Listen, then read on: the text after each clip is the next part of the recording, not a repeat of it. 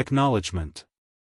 This video is produced and published on behalf of Sociocracy.Academy, at the registered domain Sociocracy.Academy.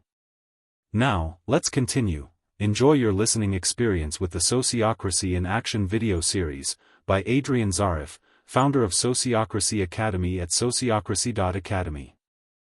Imagine a workplace where decisions aren't just handed down from the top. Where meetings don't drag on endlessly with little action. Where every voice actually matters, not just in theory, but in real, everyday practice.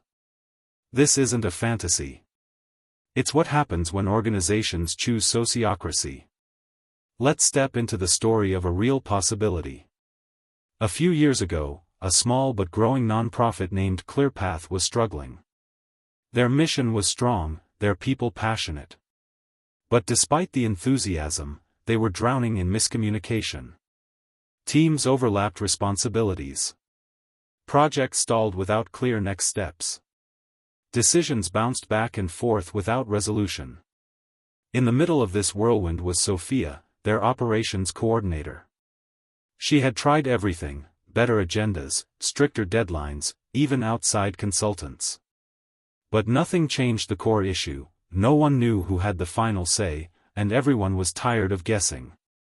That's when Sophia came across sociocracy. It was introduced to her as a system of governance. But soon she realized, it wasn't just a system. It was a mindset. A new way of working.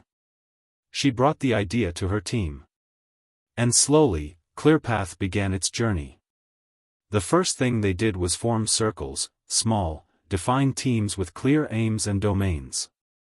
Marketing had its own circle. So did fundraising, operations, and outreach. But unlike traditional silos, these circles weren't cut off from one another.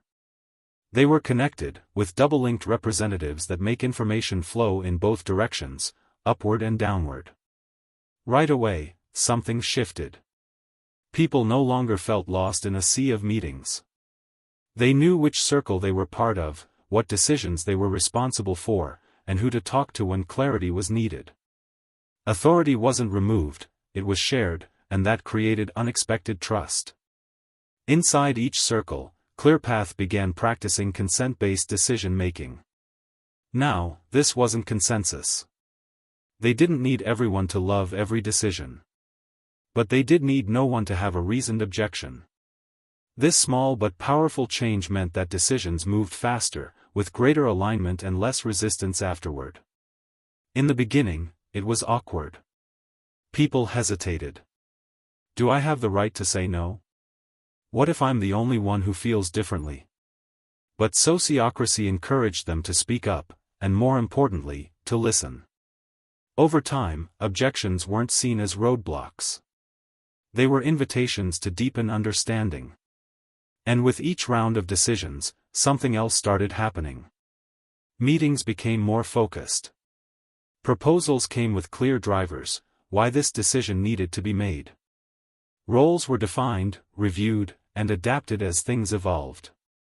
Accountability stopped feeling like pressure and started feeling like empowerment. Everyone knew what was expected, and how their work fit into the whole. Then came the moment Sophia had been quietly waiting for.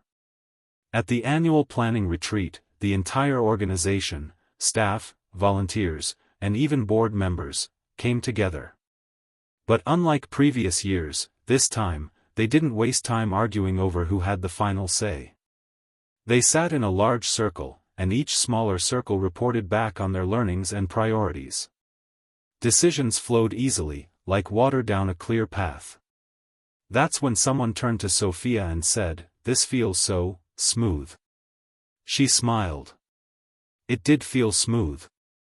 Because now there was clarity. But not just clarity in structure. Clarity in voice. On purpose. In responsibility. Everyone was rowing in the same direction, with space to adjust the sails when needed. Sociocracy hadn't given them a rigid framework, it had given them a living system. One that adapted, one that grew with them. Even conflict had changed. Instead of avoiding disagreements, teams brought them into the open. They used rounds to hear every voice without interruption. They created space for listening, space for clarifying and understanding.